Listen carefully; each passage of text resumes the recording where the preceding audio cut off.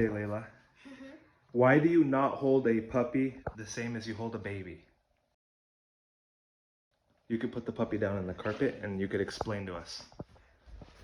Because humans, we can move all different directions. Back, forward, and all the way around. Yep. Dogs can only go back and forward. So if you pick up a puppy with your hands under his front legs, it's going to make his arms go up and they don't move up, right? It's going to force their arms to go up there, and it's going to... Okay, muy bien. Okay, so right now, this is our keeper, Pepsi, but we're going to talk a little bit about puppy care when you bring your dog home. So here we have a mixture of rugs and some type of like laminate hardwood looking stuff. And with these small puppies, obviously here on the carpet, they have a good grip to walk and play. But if you put the puppy on a slick surface, a ver, tráete el perrito y ponlo aquí. The same color as the couch, okay? See, he's kind of sliding, he's not sure, and that's really bad for their joints, for their hips. They can get loose hips because of the environment. And a lot of breeders now, they're not guaranteeing hips unless they're very severe, because hips can be something, can be something caused by environment. You know, they could be jumping off the couch. A ver, ponlo en el sillón. Pon el Pepsi en el sillón, yeah. So, for example, if that pup was to jump off the couch repeatedly, it could not only hurt his hips, but his front legs, his shoulders. You know, it could cause even up to fractures. And that's not just with a little 8-week-old pup. This is something like a 6-month or a 10-month-old dog jumping out of the bed of a pickup truck every day, or hanging on a rope swing. So with pups under 18 months, I would recommend not having them play hard or jump. So if you're gonna do flirt pull, you know, drag the toy on the ground and do not make them jump for it. Okay, aviéntala. Another super important thing, there's a puppy. Another super important thing is what you leave laying around. Now, this breed of dog is notorious for eating rags, swallowing socks, or ripping apart their chew toy and eating pieces of it. And I personally have had pups have an intestinal blockage and have surgery to get the blockage out. I had a female named Canela, and when she was 10 weeks old, she would stop eating. She got very skinny. For 10 weeks old, to see a puppy's ribs is horrible. So I took her to the vet, had some intestinal blockage, and they did a surgery and got out. What they actually got out from the dog's stomach was a old jacket that I had as the puppy's bedding, and it had even the zipper piece. It was like a hoodie, like a zip-up hoodie with the zipper up front in the middle. And back in the day, I think it was 2013, they charged me $900. And I spoke to another friend in Portland who had the same thing happen with his dog. His dog was a little bit older, and they charged him $5,000 for the surgery. So, you know, I had a good country vet, but, you know, depending on where you live is what the prices for medical can be. So right now we were letting the dog play with that, but under normal circumstances, we wouldn't leave toys like that. In fact, for my adult dogs, I have not found a single toy that they haven't tore up yet.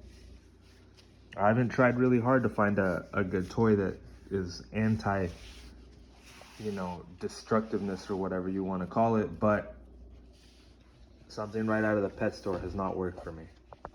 Now for feeding, something important also in this breed is you do not want to overfeed these puppies. These puppies will eat and act like they're still hungry even though their stomach is full.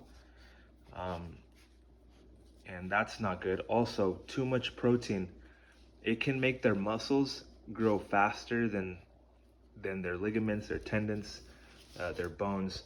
So having a heavy puppy can cause something called knuckling over. Knuckling over is very bad. It can be severe, and if it's mild, you might not even notice it, and it could be something that affects the pup for the rest of his life and have his front feet be crooked, be pointing out, his toes be pointing out instead of straight forward. And it's good because it weakens their, I mean, it's bad because it weakens their pasterns up front, and it doesn't let them perform as they should be for running, walking, jumping when they're adults. And the way I see it is, females, if they're not being bred, they should be spayed, but they should be spayed at the correct time. You never want to spay or neuter a dog before it reaches full physical and sexual maturity. The growth plates don't close correctly, and it makes their legs a little longer than they should be. You might have the back legs a little shorter than the back legs than they normally would be. And this really messes with rear angulation. You get stiff stifles, and this usually always leads to bad knees in the back. Female, I recommend after her first heat or before her second heat to spay if she's not going to be bred. For a male, you know, you definitely don't want to do it before 12 months, but 18 months is an okay time. It has helped their social skills, their brain development, and their physical. So I'm very anti-dog park with this breed. You know, this breed can get along with strange dogs when they're 4 months, 5 months old, but some of them 6 and 7 months old, it can become a problem. Not to mention the diseases. If you want to socialize your dog, that doesn't mean your dog meets every person and every dog. It just means your dog can tolerate them, maybe from 20, 30, 10 feet away. Practice socialization on the leash with a collar around its neck. Hello. Okay,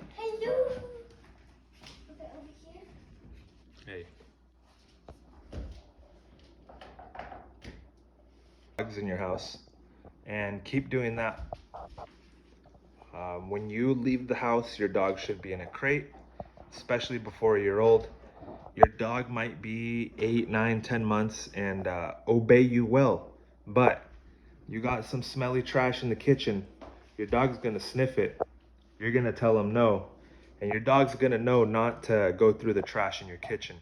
But an adolescent pup, 10, 11 months old, you leave for an hour, you leave to go do something, and when you come back, that dog is gonna have knocked over the trash can, and who knows, maybe there's chicken bones in there that were cooked that's not good, or something that your dog could eat and could do it harm.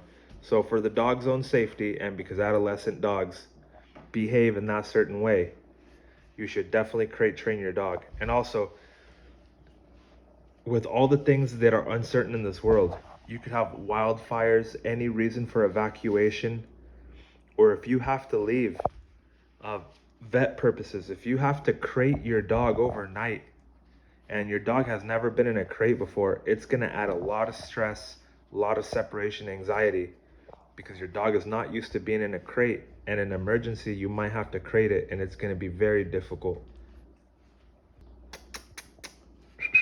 Pepsi.